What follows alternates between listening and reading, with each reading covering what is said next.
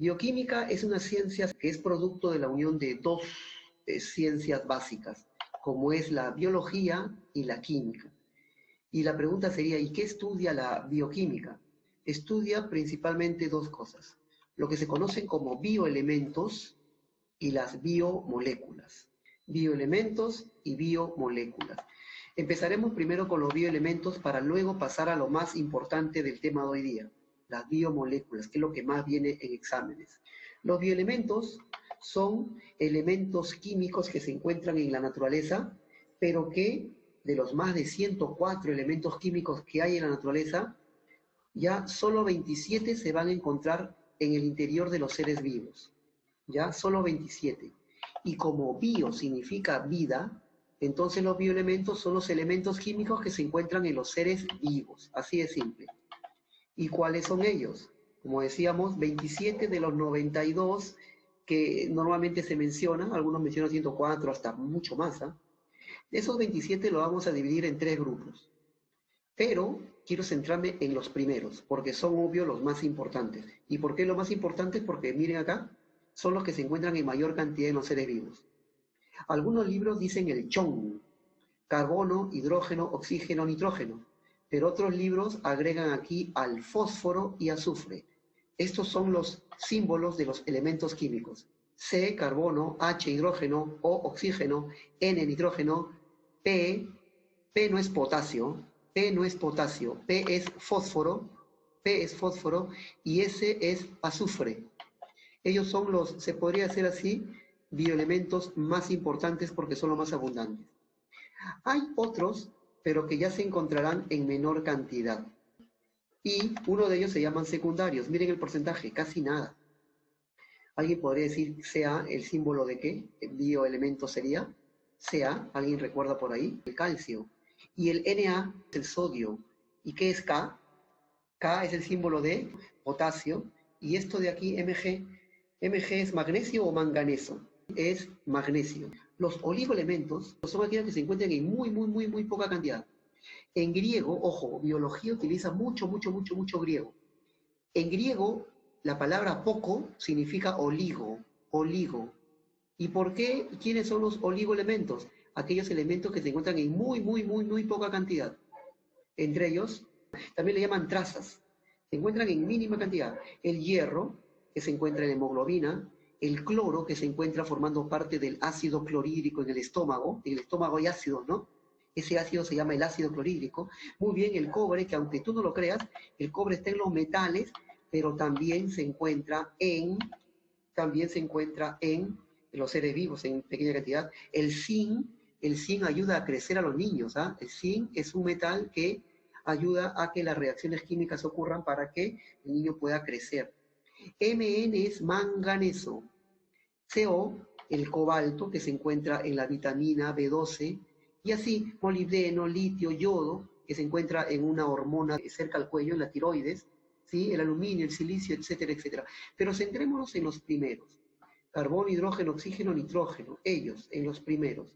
Y por eso va la segunda diapositiva. El carbono es el elemento más importante que forma parte de las moléculas orgánicas de los seres vivos. Nosotros tenemos en nuestro interior moléculas orgánicas. Esto, por ejemplo, que está aquí, ¿sí? Esto que está en color plomo, en color gris, son los carbonos. Y los carbonos serían algo así como la columna de una casa, la columna de un edificio, algo así más o menos serían los carbonos. El carbono se encuentra formando parte de las moléculas químicas de los seres vivos. Ojo, ya saliéndonos de la biología, el carbono puede estar formando parte del carbón mineral como del diamante, ¿no? Y es impresionante cómo hay carbono en el carbón y en el diamante, pero el diamante cuesta mucho más que el carbón, ¿no? Por la forma como se ha dispuesto el carbono en su interior. Por eso, el hidrógeno es el más pequeñito, miren acá, número 1, es el elemento químico más pequeño de todos. Solo tiene un protón, un electrón, un neutrón, nada más, solo uno. Y, acá sí me meto en cositas difíciles. El hidrógeno, ¿sí? Es el que va a indicar si una sustancia química es muy ácida o lo contrario, muy alcalina. Todos ustedes saben que el vinagre es muy ácido, ¿sí o no? El vinagre es ácido. El jugo de limón también es muy ácido. Mira, el jugo de limón tiene pH 2, así se le dice, pH 2. Sin embargo, la lejía, ¿sí? La leche de magnesia, tienen pH que es más allá de 7. 7 es pH neutro. Claro, pero ¿quién indica si una sustancia es más ácida o menos ácida? Ah, la cantidad de hidrógenos, la cantidad de iones de hidrógeno que puede haber ahí. La cantidad de iones de hidrógeno puede indicar si una sustancia es ácida como el vinagre o lo contrario, alcalina como la lejía, como la leche de magnesio. Claro, y obvio, entonces también tiene que ver con procesos que en química le llaman redox. Esto ya pues es cuestión de la química. Ya el hidrógeno interviene pues en esos procesos de química y redox. Las sustancias químicas son las que tienen pH. Entonces, nuestra saliva tiene un pH. Nuestros ácidos del estómago tienen otro pH. Nuestra sangre tiene otro pH. Todos los líquidos del cuerpo tienen un cierto pH y a veces es distinto uno de otro. No es lo mismo el pH de la saliva, que es de 7, al pH del estómago, que es 2. Sirve para indicarnos si una sustancia qué tan ácida o no es. Tú te imaginas que de repente alguien hace un examen del pH de la boca y dice pH 4, uy, eso indicaría que no está en el pH correcto. O que, por ejemplo, hagan un análisis de la sangre y digan que ese pH no es el pH normal. Ah, entonces algo puede estar pasando. No es lo mismo la sangre que la saliva, que la orina. ¿Han escuchado hablar de usar bicarbonato con un poquito de limón cuando en las mañanas? Ese bicarbonato regulará nuestra pH. Regula el pH para que no se vuelva anormal. Ah, si un pH en la sangre es 3, por ejemplo, o 4, ¿sí? No llega a ese nivel, ¿ya? Pero imagínate que sea muy ácido, a 6, por ejemplo, eso puede indicar algunos problemas. Por ejemplo, en la diabetes hay acidosis. Una persona cuando tiene diabetes, su sangre se hace un poco más ácida. El oxígeno, ¿por qué es tan importante? Este dato sí o sí debes saber. El oxígeno es el último aceptor de electrones en la respiración celular. ¿Por qué tenemos que respirar a cada rato hasta cuando dormimos? Porque ese oxígeno va a intervenir en la respiración celular. El oxígeno interviene en la respiración celular. ¿Cómo así? Es el último aceptor de electrones. Claro, me preguntan por el pH de la orina, es ligeramente ácida. Entonces, con el oxígeno formamos energía. Ya que su compañero lo dice, excelente. De aquí, para terminar esta diapositiva, podemos decir esto muy simple. Con el oxígeno formamos energía. Alguien diría, pero ¿cuál es esa energía? Ah, eso que dice ahí, ATP. ATP es la energía que nosotros formamos con el oxígeno. Y con otras cosas más, pero por ahora te digo eso, con el oxígeno. Por eso es que tenemos que respirar a cada rato. Por eso, hasta cuando dormimos tenemos que respirar, porque el oxígeno nos sirve para formar energía, ATP. El nitrógeno, nitrógeno. El nitrógeno es importante porque forma parte de los aminoácidos. ¿Qué son los aminoácidos? Las unidades para formar nuestras proteínas. Nuestras proteínas. Tú cuando haces ejercicios al correr, ¿no? Pues hay un desgaste energético de tus músculos y rápidamente necesitas una extra de proteínas. Entonces, cuando uno corre mucho, cuando uno va a los gimnasios, hace pesas un montón, pues necesita un extra de energía. Y por eso es que debe consumir un extra de almidones, grasas y sobre todo proteínas. ¿Y por qué proteínas? Porque las proteínas esas van a recuperar esas proteínas que tú pierdes cuando haces ejercicio. Cuando tú haces ejercicios, pierdes proteína de tus músculos y necesitas reponerlos. Y los repondrás comiendo alimentos con proteínas que ya veremos más adelante. Si la proteína fuera como una pared, cada ladrillito se llama aminoácido. Cada ladrillito. ¿Sí? Por lo tanto, ¿qué son los aminoácidos? Son las unidades, son como los ladrillitos para formar esas gigantescas paredes llamadas proteínas. Ahora, ¿de qué están hechos los aminoácidos? De nitrógeno. de eso están hechos los aminoácidos de nitrógeno. Toda proteína, sea en polvo, sea carne, sea pescado, menestras, sí, muy bien, Ayeli, esas proteínas tienen aminoácidos. Tienen aminoácidos. En los gimnasios venden potes de proteínas y también venden potes de aminoácidos. Y con los aminoácidos uno forma proteínas. Ya veremos qué alimentos tienen proteínas dentro de un ratito. Este es el aminoácido. Y todo aminoácido tiene el grupo amino y el grupo ácido carboxilo. Ah, de ahí se llama aminoácido. El grupo amino y el grupo ácido carboxilo. Aminoácido. Ahí está. ¿Sí? También tiene el grupo R, que es el que va a variar, y el hidrógeno. Y en el centro, el carbono. El grupo amino es el NH2, el grupo ácido carboxílico es el COOH, ¿sí? El carbono en el centro, H para arriba, R aquí para abajo. R va a variar según el aminoácido. Son 20 tipos de aminoácidos. Son 20 tipos que servirán para formar las distintas proteínas. Y una de esas proteínas que tenemos en el cuerpo es la famosa hemoglobina, que está en la sangre y que le da color rojo a la sangre. Y ya veremos luego para qué sirve. Ahora sí, entramos a la segunda. La molécula es la unión de dos o más átomos. ¿Y cuáles son esas biomoléculas? Vamos a dividirlas en inorgánicas y orgánicas. Las inorgánicas, ¿sí?, son muy pequeñas, pero no tienen enlace carbono-carbono. Está el agua, el oxígeno, el CO2, algunos aniones como fosfatos, los bicarbonatos, el amonio. Las biomoléculas orgánicas o principios inmediatos son aquellos que tienen ya enlace carbono-carbono y son los más importantes que trabajaremos hoy día. Los glúcidos, antes llamados carbohidratos, los lípidos, las proteínas y los ácidos nucleicos.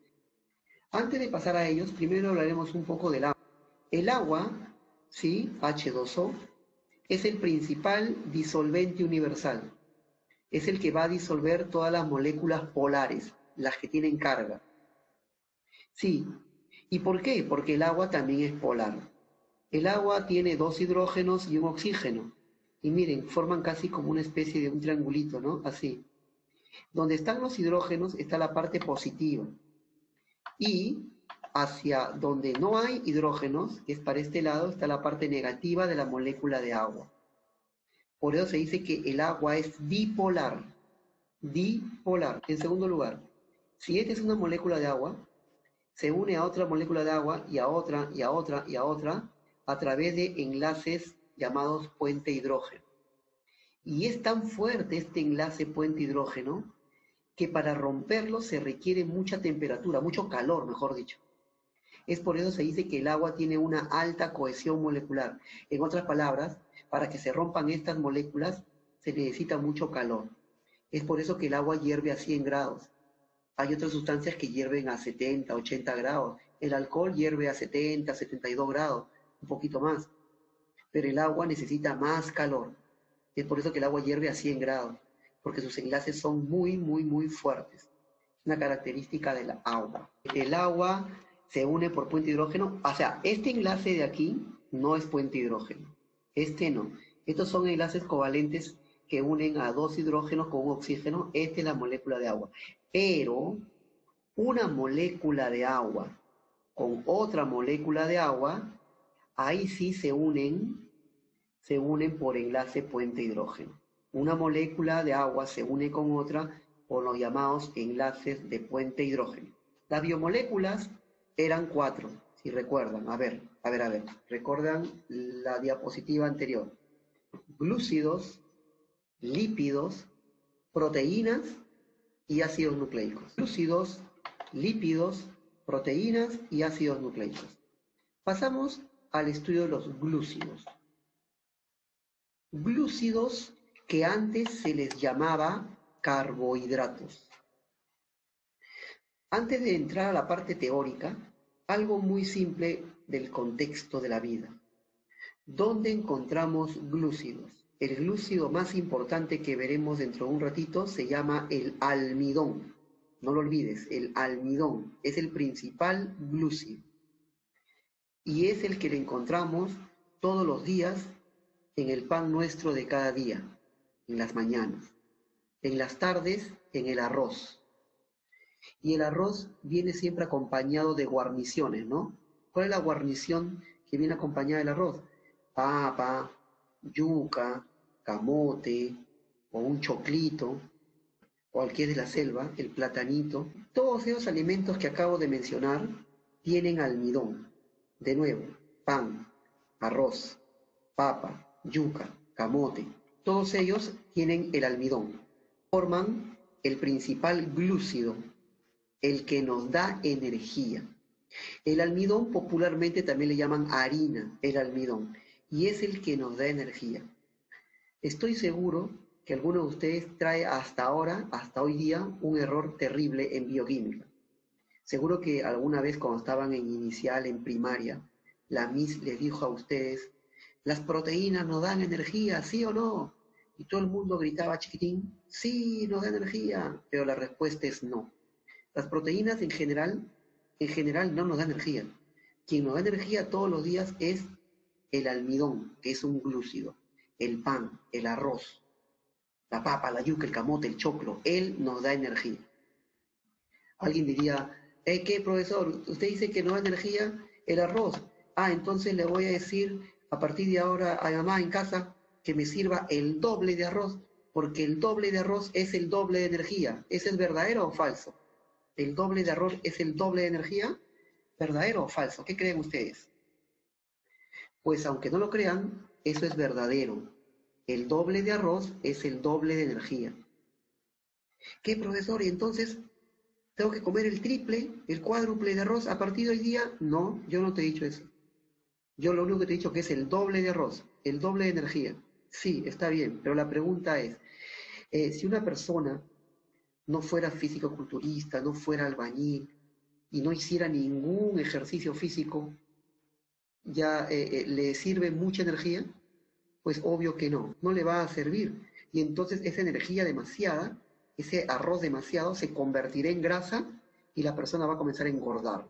Pero si una persona es atleta, que corre a cada momento, siempre teniendo ejercicio, obvio, ese arroz excedente un poquito se va a quemar y les ayudará como energía. Pero ¿qué pasa con las personas que siempre paran sentadas estudiando sin hacer ningún ejercicio y comen el doble de arroz? Es el doble de energía que luego se convertirá en grasas. Por eso el almidón es malo, porque luego se convierte en grasas.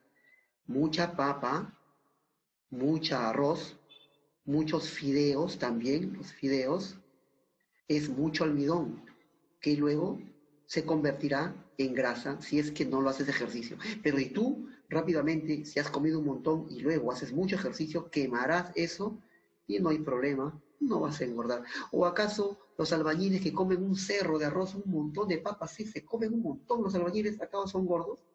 No, no, porque ellos tienden a hacer mucho ejercicio diario, siempre están quemando las calorías. Y entonces normalmente no son gordos, no están ahí siempre con el ejercicio fuerte, por más que coman un montón. ¿Se dan cuenta o no la idea? Pero el almidón no es el único, el almidón no es el único glúcido. A ver, estudiemos. Hay muchos más glúcidos. Un tipo de glúcidos son los monosacáridos. Ellos son las unidades. Recuerda que mono en español significa uno, uno. Son las unidades. Y aquí, de los 4 que te he colocado aquí, el más importante que nunca debes olvidar es este, la glucosa. Y la glucosa va de la mano con el almidón que acabo de mencionar hace rato. Cuando tú, por ejemplo, en la mañana comes un poco de pan, estás comiendo almidón. Y date una analogía. Imagínate el almidón como si fuera una gigantesca pared formada por ladrillitos. Cada ladrillito se llama glucosa. Entonces, cuando tú comes almidón, ¿sí? Y lo masticas, ese pancito en la boca, vas a partirlo y luego lo pasas y en el intestino se seguirá partiendo y se convertirá en glucosa. El almidón se parte y se parte y se parte y se transforma en glucosa. ¿Y para qué sirve esta glucosa? Es la fuente energética de nuestras células. Miren. Ahora sí relacionemos esto con lo que dije hace ratito. Yo recuerdas que hace rato te dije que con el oxígeno te produce energía. Acá está, pues mira, mira, el oxígeno te dará energía. Cuando tú respiras, entra oxígeno, pero luego ese oxígeno, acá está, se va a unir a la glucosa que se formó cuando partiste el almidón del pan. Cuando tú partes el almidón del pan, lo conviertes en glucosa. Y esta glucosa, más el oxígeno que has respirado, ¿sí? En un proceso llamado respiración celular, se formará energía. Cuando tú respiras, entra oxígeno.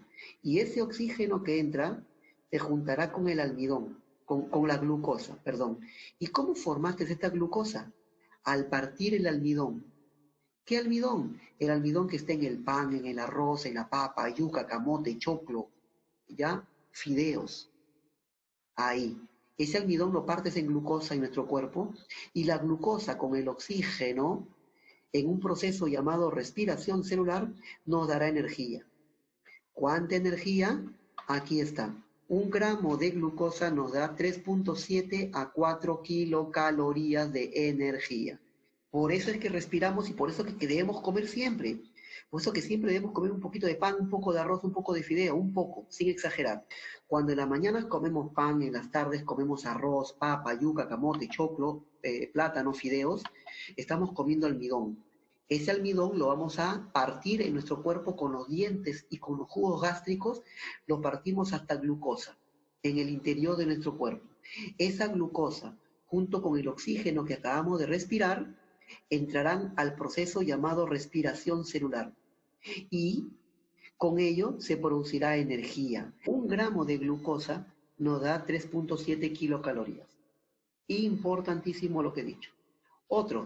Hay otro monosacárido llamado fructosa que está en las frutas. Sí, el sabor dulce de las frutas, ese sabor bien dulce es de la fructosa. La ribosa es un azúcar que está en el ARN, eso lo veremos al final de la clase hoy día, y la desoxirribosa se encuentran en el ADN, ¿ya? Son 4 los monosacáridos, pero el primero es el más importante. La ribosa se encuentra en el ARN y la desoxirribosa es el azúcar monosacárido que se encuentra en el ADN.